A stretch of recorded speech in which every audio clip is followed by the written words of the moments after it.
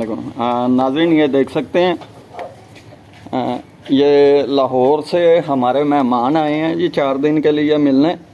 और ये कीमे वाली जो टिक्कियाँ हैं इन्होंने फरमाइश की थी तो इन्हें सामान सारा अवेल कर दिया है और तैयार सामान इनके आगे रख के इन्हें बता दिया गया है कि इस तरीके से बनती हैं।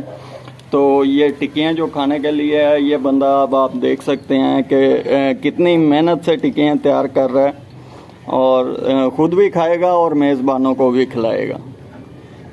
हाँ जी, ये टिक्कियाँ किस चीज़ की बनाई हैं?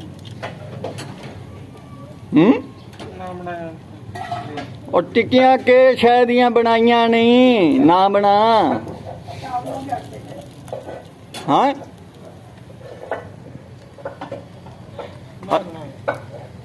अच्छा, ऐसे चालू कहते पाए